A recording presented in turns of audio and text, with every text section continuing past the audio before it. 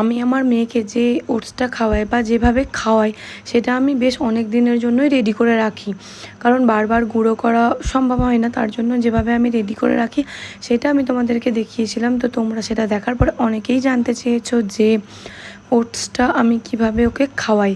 তো আজকে ভিডিওটাতে আমি ওটাও অ্যাড করে দিলাম এটার সঙ্গে। তো প্রথমেই দেখো যে মানে ওটসটা হালকা করে ভেজে নিয়ে সেটা গুঁড়ো করে বয়ামের মধ্যে রেখে দিই। এটা মোটামুটি 10 দিন 15 দিন, আবার বেশি করে রাখলে 1 মাসও চলে যাবে।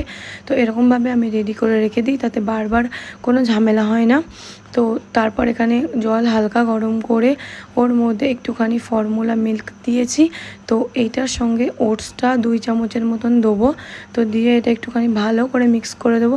আর এইটাকে 2-3 মিনিটের মতো ফুটিয়ে নিলেই হয়ে যাবে, বেশ গাঢ় গাঢ় হয়ে যাবে আর এটা সুন্দর সিদ্ধও হয়ে যাবে। তো এতে আমি আর কিছু দিই না, কখনো কখনো ইচ্ছা হলে একটা খেজুর দিই। তো আমি চাই একটু আধটু খেজুর দিতে আমার মেয়েকে। ও মিষ্টিটা একদমই পছন্দ করে না, ও মিষ্টি ছাড়াই বেশি ভালো খাই। তো মিষ্টি আমি খুব একটা দিই না। তো এরমভাবেই আমি ওর জন্য ওটসটা রেডি করে রেখে দিই। আর এরমভাবে